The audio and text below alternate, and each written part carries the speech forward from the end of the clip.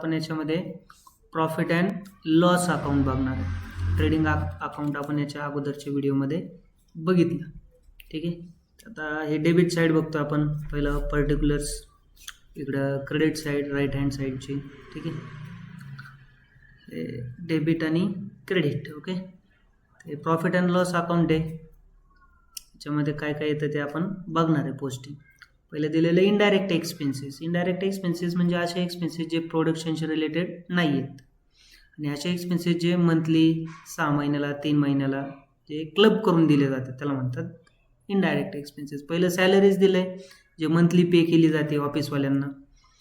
पुढे दिलेलं रेंट हे मंथली पे केलं जातं, इनडायरेक्ट एक्सपेन्सेस आहे.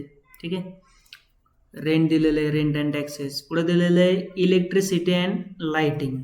ठीक आहे. मंथली दिलं जातं हे बी. ठीक आहे. जे मंथली 6 महिन्याचं वर्षाचं एकदाच एक्सपेन्सेस असतो ते इनडायरेक्ट एक्सपेन्सेस जे प्रोडक्शनशी रिलेटेड नाहीत. इन्शुरन्स. ठीक आहे. फॅक्टरीचा जो इन्शुरन्स आहे वर्षातून एकदा भरला जातो. ठीक आहे. वन टाईम आहे. इनडायरेक्ट एक्सपेन्सेस आहे. डायरेक्ट म्हणजे जे जागच्या जागी दिले जातात, थोडक्यात असं समजू शकता. पुढे ऑफिस एक्सपेन्सेस दिलेले आहेत. ऑफिस एक्सपेन्सेस म्हणजे जे ऑफिसशी रिलेटेड आहेत. पहिलं दिले ऑडिट फीज. ऑडिट हे ऑफिसमध्ये होत असतं. ऑफिसचे जे अकाउंट्स असतात, किती पैसे आले, किती गेले, हे सर्व चेकिंग होतं, त्याला म्हणतात ऑडिट फीज. पुढे दिलेले अलाउन्स. अलाउन्स म्हणजे ऑफिसच्या लोकांना जे पैसे दिले जातात पेट्रोलसाठी किंवा मोबाईल रिचार्जसाठी, जाण्या येण्यासाठी. ठीक आहे. त्याला म्हणतात अलाउन्स. ऑफिस एक्सपेन्सेस आहे तो. पुढे दिलं आहे एंटरटेनमेंट एक्सपेन्सेस. एंटरटेनमेंट म्हणजे ऑफिसवाल्यांना मजा करण्यासाठी किंवा थोडक्यात फिरण्यासाठी, टूरसाठी जे पैसे दिले जातात त्याला म्हणतात एक्सपेन्सेस, एंटरटेनमेंट एक्सपेन्सेस. ऑफिस एक्सपेन्सेसमध्ये येतं. पुढे दिले सेल्स एक्सपेन्सेस म्हणजे सेल्सशी रिलेटेड जेवढे एक्सपेन्सेस आहेत ते येतात प्रॉफिट अँड लॉसच्या डेबिटला. पहिलं दिलेलं आहे कॅरेज आउटवर्ड म्हणजे माल घेऊन जातानाचं भाडं, सेल एक्सपेन्सेस झाला तो. पुढे ॲडव्हर्टाइजमेंट सेल्सशी रिलेटेड आहे, जेणेकरून सेल वाढेल आपला. ॲडव्हर्टाइजमेंट.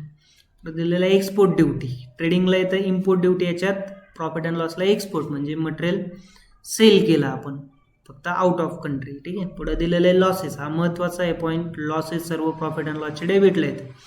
पहिले दिलेलं आहे डेप्रिसिएशन ऑन असेट. डेप्रिसिएट म्हणजे असेटची व्हॅल्यू काय होते, कमी होते, तो आपला लॉस असतो, लक्षात ठेवायचं. पुढे दिलेलं आहे प्रत्येक वेळेस येतं डेप्रिसिएशन. लॉस बाय फायर म्हणजे कंपनीला आग लागली आणि माल जळाला, ज्याच्यामध्ये कंपनीचा लॉस झाला. कोणत्याही प्रकारचा लॉस असू द्या. मग पुढे दिले लॉस बाय थेफ्ट म्हणजे चोरीला गेला माल आणि लॉस झाला. ठीक आहे. सर्व लॉस हे प्रॉफिट अँड लॉसचे डेबिटला येतात. आता क्रेडिट साईड बघणार आहे आपण. क्रेडिटला येतात सर्व इन्कम. ठीक आहे. जे पैसे भेटलेत त्याला म्हणतात इन्कम. पहिलं दिलेलं इन्कममध्ये रेंट रिसिव्ह, भाडं मिळालं कंपनीला. पुढे दिलेलं आहे commission oblique discount received, discount भेटलं.